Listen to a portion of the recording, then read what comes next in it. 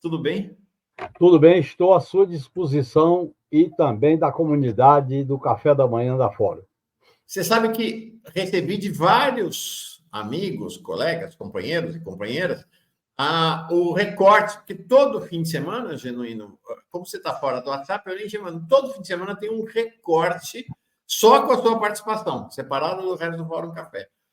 Recebi de muitos o recorte da última semana com elogios rasgados à sua participação. Sempre é muito boa, mas semana passada, pelo jeito, exorbitou. Hoje vamos buscar repetir essa performance à la Rebeca, né? À la Rebeca Andrade. Valeu, muito obrigado, Mauro. Genuíno, dois temas que eu queria trazer contigo. Um tema é a crise financeira global, ontem com esse crash das bolsas de valores aí em todo o Ocidente. Hoje, alguma recuperação, mas parece que a gente está num cenário aí de novo estouro de bolha, ou não. Vamos ver o que vai acontecer nos próximos tempos. Eu queria a tua avaliação em relação a isso. E depois quero ouvir sobre Venezuela, evidentemente. Vamos começar pela crise financeira? Vamos. Ô, Mauro, há um escritor francês, o Bruno Latour, que tem um texto brilhante que ele diz o seguinte: se o mundo fosse um banco, era fácil para os capitalistas enfrentar a crise. O problema é que o mundo não é um banco. Você tem contradições violentas entre capital e trabalho, contradições com a acumulação capitalista que chegou a níveis, a estratosfera, e você tem um conjunto de fatores, a questão ambiental, a questão da pandemia, a questão da geopolítica e a questão da alta concentração da financiarização através dos grandes monopólios. O que acontece com essa crise que derrete nas bolsas de valores? Olha bem, Mauro, no fim de 2023, o estoque de grana da especulação era 667 trilhões de dólares, aplicado em títulos públicos. Se você comparar isso com os PIBs do mundo, você tem 110 trilhões de dólares de PIB. Portanto, você tem uma massa de títulos, de especulação, de grana, que não é dinheiro, que não tem respaldo, na especulação, comprando ativos, ganhando, arrebentando com as economias dos países. Essa contradição de uma financiarização internacionalista é a causa dessa crise, do derretimento das bolsas. Eu acho que essa crise está só começando, porque você tem uma contradição da acumulação que é a escala geométrica, diferentemente da base produtiva, das relações de valor de troca, das relações de produção de mercadorias. Portanto, a financiarização internacional com a questão do banco, do sistema financeiro, leva a isso, né? Você veja bem, o Banco Internacional de Compensação, que trata dessa questão do dinheiro para comprar títulos da dívida, títulos de empresa, aplicação em ações, gerou um descontrole muito grande. Então, no meu modo de entender, nós estamos iniciando uma crise. E essa crise vai se aprofundar, porque na hora em que ela afete a acumulação, a riqueza ampla e restrita que só cresce, o nível de degradação social, misturado com a degradação ambiental, e a possibilidade de conflitos regionalizados, seja na América do Sul, seja no Oriente Médio, seja na Ucrânia, seja na África, eu acho que nós estamos caminhando para uma queda de uma crise lenta, gradual e segura. Porque essa crise, Mauro, ela é maior do que as forças dos capitalistas para buscar uma solução. É a crise do modelo neoliberal, que aqui no Brasil parece que não acontece nada. Lógico que está acontecendo. O que se preserva com o aumento das taxas de juros, o que se preserva para garantir a segurança dos que compram títulos da dívida pública, é um absurdo. Portanto, é a financiarização que está em jogo. E como a financiarização são títulos, são papéis, não é riqueza, é papéis que geram especulação da especulação, eu entendo que nós vamos caminhar para uma crise mais ampla. E ela pode se somar com a geopolítica, e ela pode se somar com a crise do meio ambiente. Portanto, nós temos que ficar muito atentos à possibilidade de conflitos regionais, de tensionamento na área militar, na área da defesa, também vai se complicar. E nós temos uma eleição nos Estados Unidos, Mauro. Olhem bem, a pátria imperialista, você não sabe quem manda.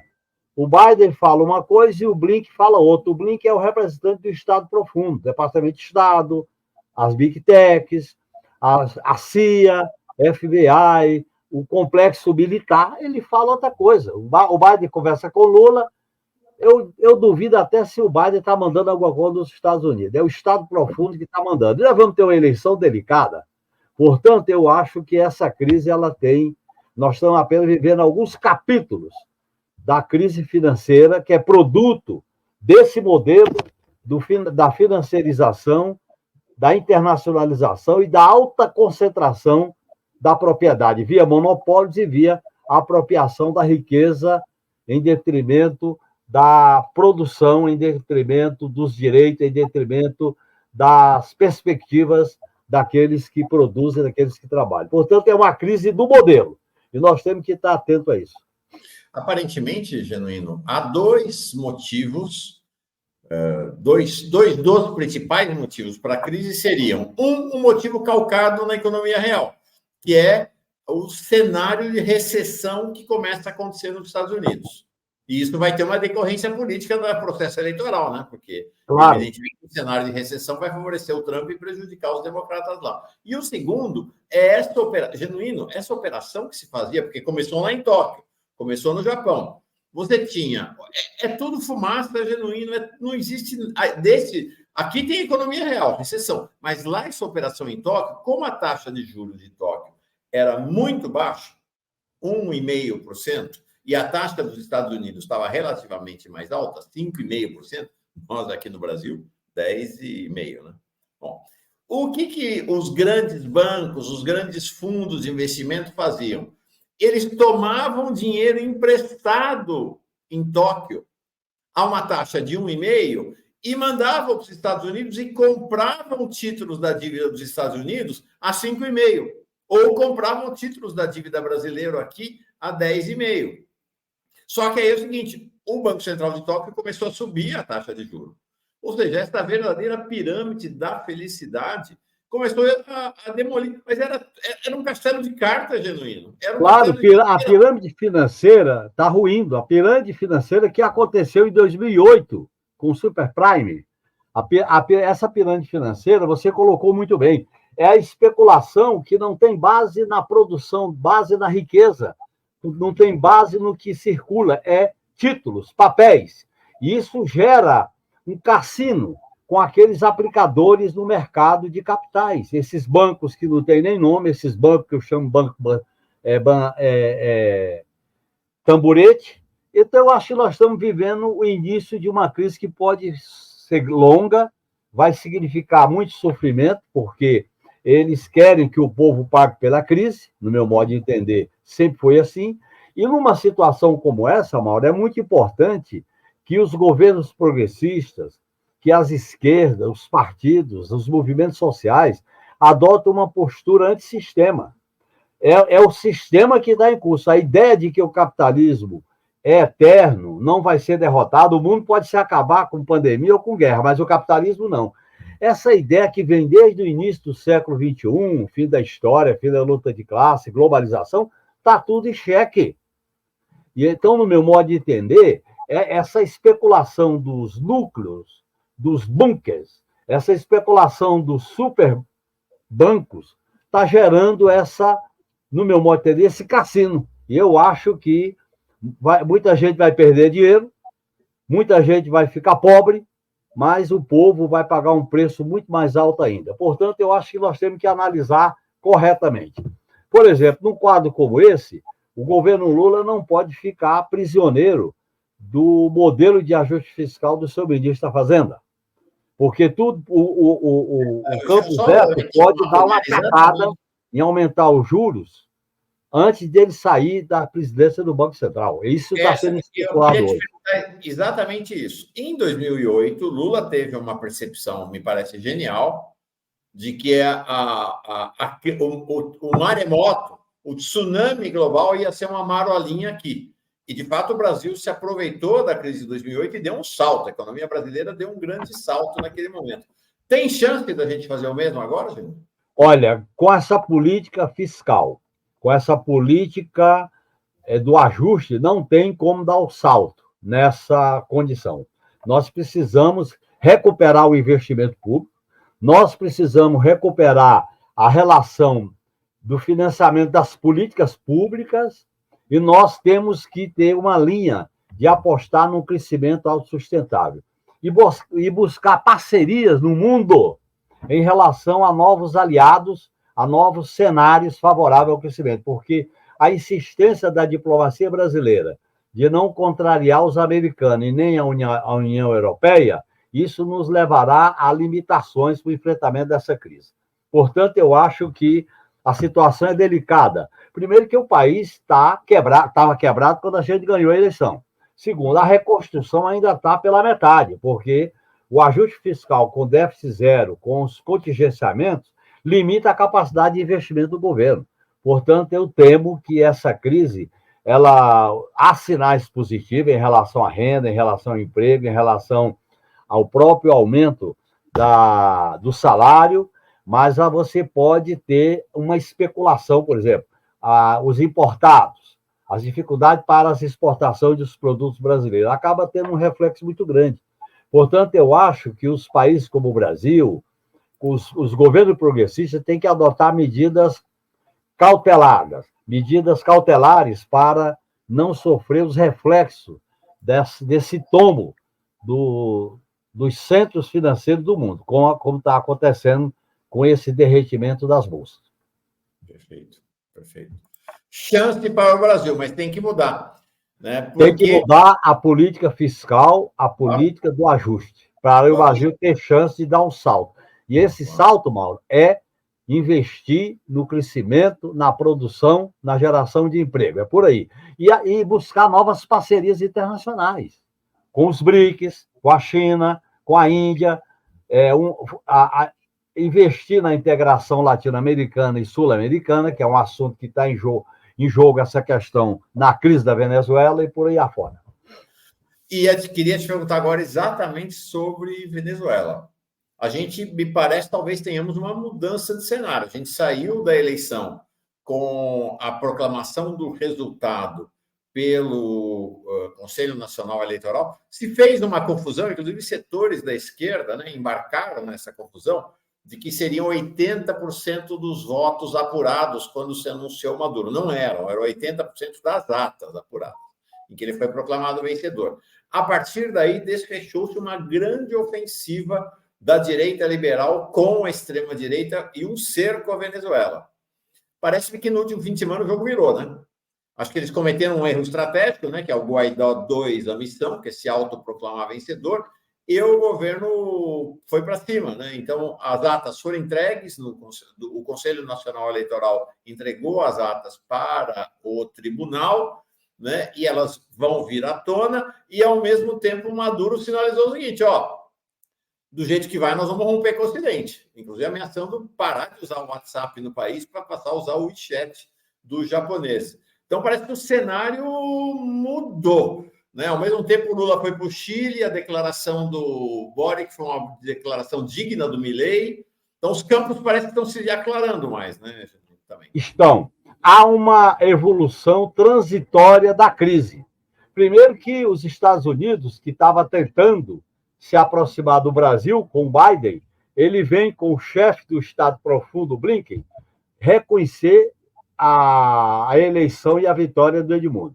Repetir o que aconteceu com o Guaidó. A União Europeia, ela cumpre a agenda do imperialismo americano e repete, abranda um pouco, porque não diz que reconhece a oposição vitoriosa, mas não reconhece o processo eleitoral. Olha, Mauro, se você tem um organismo do Estado soberano venezuelano, que é o Conselho Nacional Eleitoral, e esse Conselho Nacional Eleitoral publica entrega ao Tribunal Superior as atas, não é para o Maduro, é para o Tribunal Superior Eleitoral as atas, eu acho que essa tentativa da extrema-direita, do imperialismo americano que está por trás de tudo isso, e os ingênuos e desavisados acabam, no meu modo de entender, levando água para a negação do processo democrático. Você já imaginou, se você cria a ideia de fiscalizar as urnas no mundo inteiro, os fiscais de urnas, o que são os fiscais de urnas?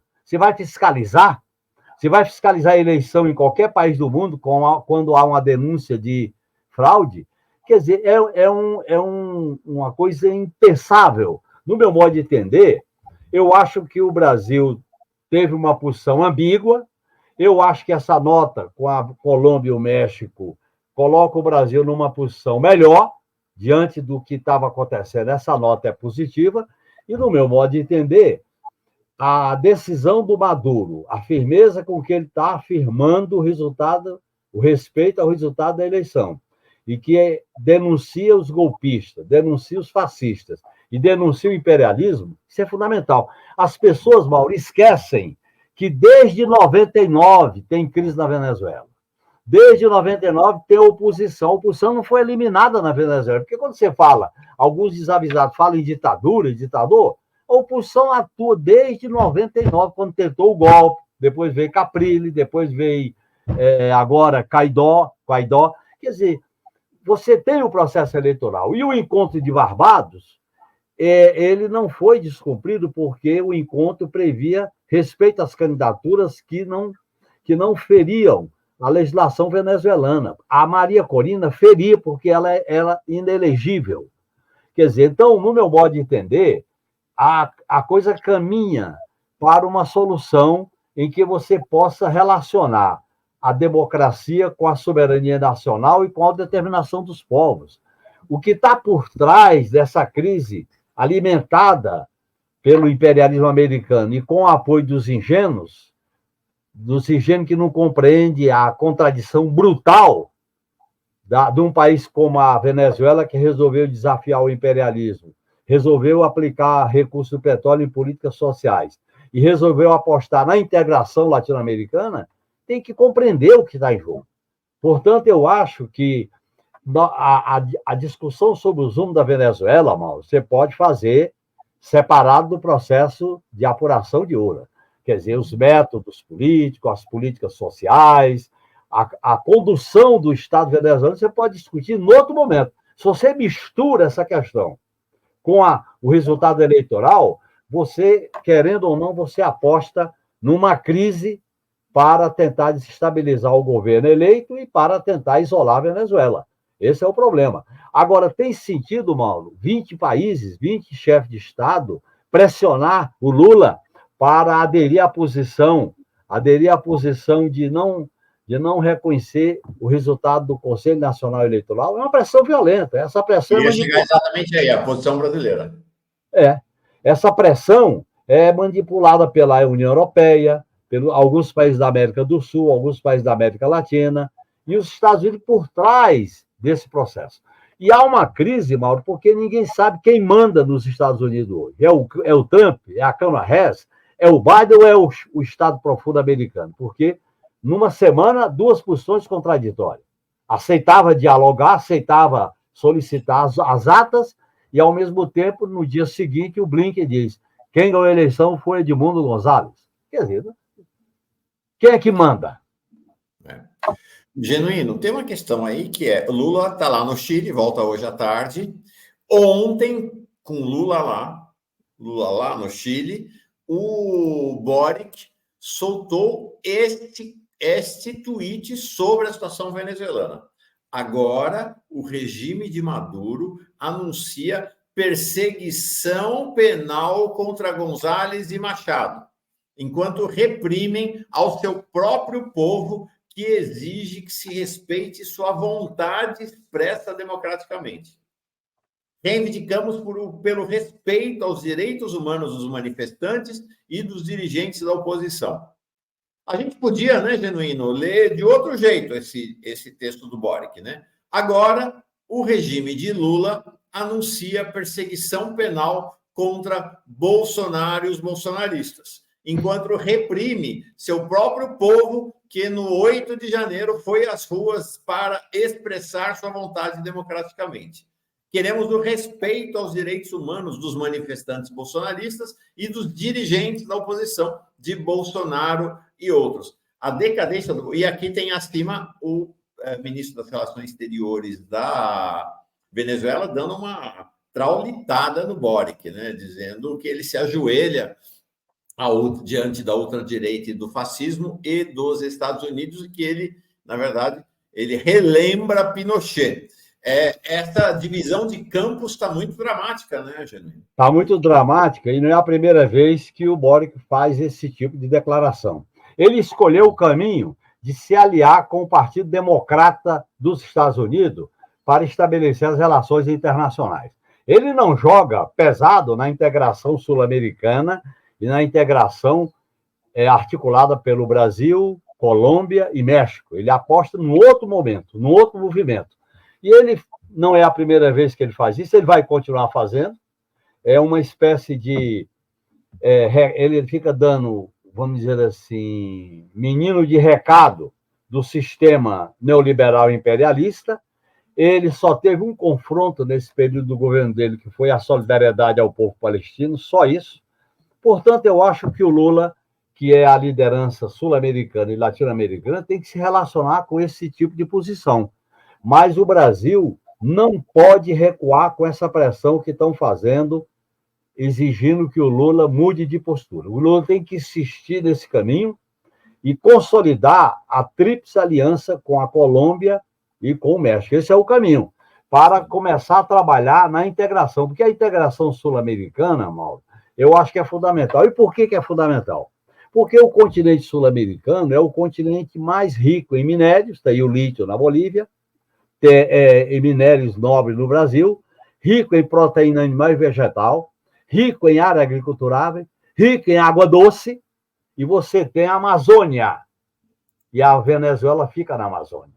Você tem a Cordilheira dos Andes, aí tem o Chile, e você tem a Bacia do Prata. Portanto, o nosso subcontinente é estrategicamente importante. Eu acho que o Lula tem que jogar pesado para fortalecer a Unasul. Eu acho que ele devia avançar e propor o Conselho de Defesa Sul-Americano e a gente sair dessa discussão de fiscalista eleitoral. Exatamente, Omar, aquilo que a gente fazia quando no Brasil o voto não era eletrônico, que a gente ficava no centro de apuração com uma cadernetinha anotando o mapa que saía. Um país virar fiscal de urna é um papel irrelevante. Portanto, eu acho que a gente não deve entrar nessa. Nós devemos discutir o macro, o que é estratégico para a América do Sul e para a América Latina. Eu acho que esse é o caminho. E priorizar a aliança com os BRIC, a aliança com a China, a Índia e Rússia, que é fundamental dentro dessa geopolítica no mundo multipolar. Porque os Estados Unidos vão segurar o caixão desses defuntos do protofascismo. É Milei, é o governo de Netanyahu, vai segurando o caixão desses governos fascistas que reprimem o povo. E olha bem, o Boric devia se lembrar do que aconteceu no Chile, do que fizeram com a economia chilena, do que fizeram com as manipulações e com os assassinatos no Chile. Portanto, não há atitudes ilegais que estão se processando na Venezuela. Está havendo um confronto violento e o Estado está se protegendo. E os governos têm que defender o rigoroso respeito aos direitos humanos. Portanto, processo, prisão, dentro das regras da defesa dos direitos humanos pode acontecer. E aí, Mário, isso é separado do processo eleitoral. Estão misturando tudo para criar uma espécie de guerra híbrida contra a Venezuela. Se não der certo, eles apontam os seus canhões para desestabilizar o governo recém-eleito da Venezuela. Sintomaticamente, na declaração conjunta dos dois governos para a visita de Lula a Boric, não, porque todo mundo, o Lula foi para lá, vai conversar sobre Venezuela, vai conversar sobre Venezuela, vai conversar sobre Venezuela. não tem nenhuma menção à Venezuela, o que indica a visão distinta dos dois governos. Agora, há uma pressão que não é apenas uma pressão de fora para dentro, né? Do Boric, dos Estados Unidos, da União Europeia sobre o governo brasileiro. Há uma pressão também, né, Genuíno, de dentro para fora. Por exemplo, claro, o José Múcio dizendo que o exército brasileiro está pronto para intervir na crise venezuelana. Achei um negócio realmente espantoso. Na área econômica, o pessoal aqui dizendo, não, com a estilingada que o dólar está dando, e dessa vez não tem declaração nenhuma do Lula, não dá para baixar a taxa de juros mesmo aqui no Brasil. Ou seja, você tem uma luta interna que é a expressão dessa luta global, né? Claro, a mídia corporativa vinculada aos grandes e aos mega monopólios e interesses econômicos, ela faz uma campanha periódica, diária, contra o governo da Venezuela e contra a Venezuela. É uma campanha ideológica. Segundo, as forças ligadas ao mercado, a um modelo neoliberal, tentam pressionar o governo Lula através dos meios de comunicação para o governo recuar. E há setores, inclusive da esquerda, que não compreende o que está em jogo e faz também esse discurso, que, no meu modo de entender, não entende que coloca dúvida sobre quem ganhou, diz que houve fraude, e outros não há uma posição clara. Diante de uma disputa como essa, você tem que ter posição clara. Portanto, eu acho que se o governo brasileiro ceder e voltar atrás diante do que está conversado com a Colômbia e com o México, eu acho que será uma revisão profunda na política externa do Sul global. E eu acho que o Lula não deve ir por esse caminho, no meu modo de entender. Eu acho que o fato dele visitar o Chile, tirar uma nota que não cita... Olha bem, se sai uma nota com 2 presidentes da América do Sul e não cita o principal fato da América do Sul, que é a eleição na Venezuela, isso é sintomático. Então, eu acho que o governo tem que se manter no rumo de respeitar a soberania e a autodeterminação dos povos e buscar um caminho de apoio com base nesse resultado, o governo venezuelano tem que tomar as medidas governamentais, as medidas econômicas, as medidas sociais, para atender às aspirações do povo da Venezuela. Agora, não dá para a gente misturar a crise social, a crise econômica, com a discussão sobre o resultado eleitoral. Quer dizer, vão fazer isso com relação à eleição no Uruguai, que vai se realizar proximamente? Não fizeram isso contra a eleição do Putin na Rússia? Vão fazer isso com relação aos Estados Unidos? Vai ter os fiscais das urnas dos americanos lá, que é o voto indireto? Quer dizer, não dá para a gente aceitar esse farisaísmo, essa atitude incoerente. É como se o dominado tivesse que sempre provar que está ganhando. Inclusive, teve gente que diz, o ônus de provar é do dominado, quer dizer que os caras que acusam, os caras que violentam, não tem que provar nada, não, só especula. É um caminho muito fácil, quer dizer que quem ganha que tem que ter o ônus de provar que ganhou, diante de uma articulação, de uma manipulação que envolve mídia, envolve ONGs, envolve várias iniciativas políticas internacionais e globais para impedir o sucesso do governo da Venezuela. E eu repito, é bloqueios, é sanções. Eles vão querer aumentar as sanções contra a Venezuela. Agora, se o país se dobra, eles vão aprofundar essa política de América para os americanos do Norte. Genuíno. Mas aí eu queria te indagar o seguinte. Esse aqui é o quadro do mundo hoje, em relação à Venezuela, mas é muito interessante porque ele é um quadro do mundo hoje em relação, parece que é quase tudo, né? Em amarelo são os países que reconheceram a vitória do Maduro. Em vermelho, os países que, liderados pelos Estados Unidos em aliança com a extrema-direita, né? A Argentina e outros, reconhecem ou não reconhecem a vitória do Maduro, parte deles já reconhece a vitória do Guaidó González. Em azul, os que estão em cima do muro. O Brasil está meio nessa condição.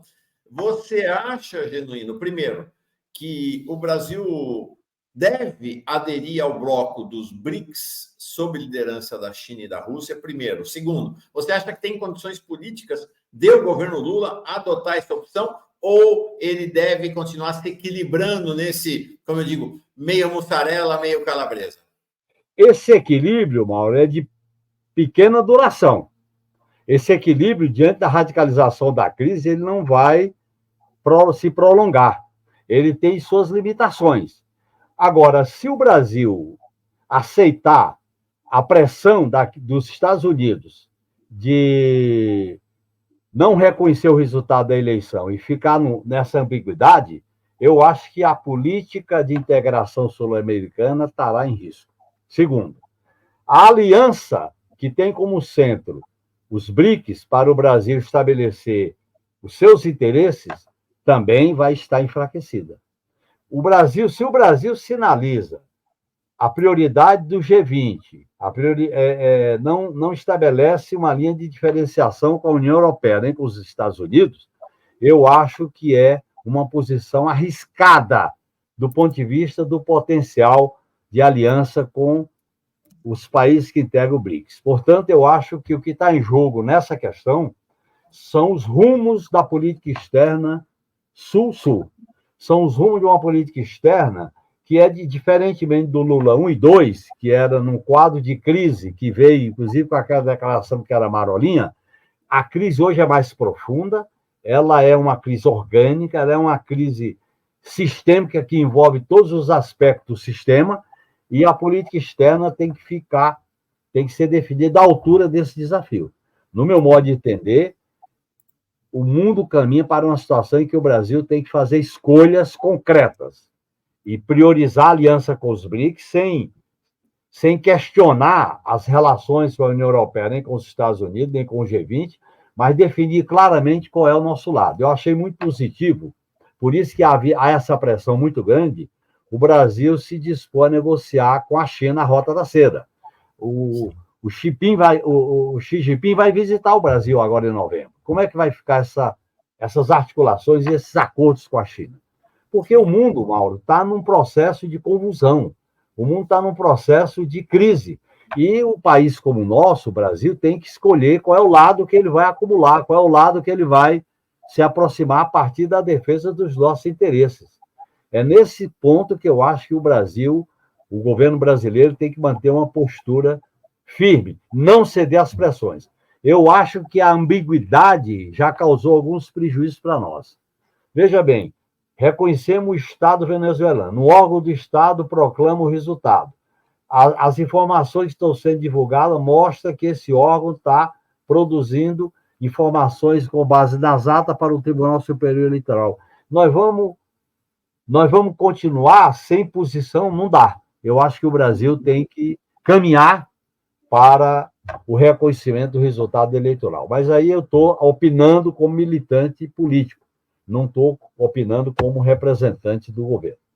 E aí é muito interessante, né? Que enquanto o Xi Jinping vem ao Brasil em novembro, o Vladimir Putin convocou ou convidou, porque nesse momento a Rússia é a presidenta do BRICS, tá? Era para ser o Brasil, mas o Brasil priorizou a presidência do G20 em vez da presidência do BRICS. Então, eu acho que foi um erro essa escolha. Eu acho que devia ter ficado com a presidência dos BRICS. E aí vai ser o presidente ano que vem também. Nós trouxemos aqui já mais de um analista internacional que acho que foi um equívoco no Brasil. Mas, de qualquer maneira, de 23 a 24 de outubro haverá uma reunião do BRICS ampliado. E o Putin convidou o Maduro. Olha que interessante. O Maduro está sendo convidado pelo Putin para ir agora em outubro para a reunião do BRICS ampliado, que acontece lá na Rússia, e o Xi Jinping está vindo ao Brasil para discutir a integração do país na Rota da Seda. Ficar em cima do muro não dá, né, Genuíno? Esse muro está estreitando, né? Pois é. Agora, pode ter certeza, Mauro, o tensionamento aqui interno, as baterias da direita e da extrema-direita, da mídia conservadora, para pressionar o governo Lula vão aumentar. Eu não tenho a menor dúvida. Aliás, quando o Brasil defendeu a Argentina nos BRICS, que a Argentina recusou, ele devia ter comprado a briga e ter proposto a integração dos BRICS da Venezuela, até porque ficava toda a produção de petróleo ficava com os países dos BRICS. Nós temos que fazer escolhas pontuais sem romper com ninguém, mas nós temos que priorizar. Essa é a questão central. Não dá para a gente fazer política hoje, Mauro, com esse economismo, com essa ecumênica, com essa visão ecumênica de que estamos fazendo a diplomacia universalista, diplomacia que não contraria interesse de ninguém. Nós temos que contrariar certos interesses para defender melhor os interesses do Brasil. E eu queria dizer que a declaração do ministro da Defesa é uma declaração que o governo devia repudiar. O ministro da Defesa fazer declaração que vai mandar tropa para a Venezuela para defender a embaixada do Brasil, a embaixada está ameaçada, coisa nenhuma. Esse ministro da Defesa devia ficar calado. Quando ele abre a boca para falar, ele representa o que há de mais reacionário nas Forças Armadas na relação com o governo. Valeu. José Genuíno, firme e forte. Obrigado, Genuíno. Até semana que vem. Valeu. Até semana que vem, Mauro. Um grande abraço para você e para os que acompanham o nosso café da manhã. Tá bom? Sim. Tchau.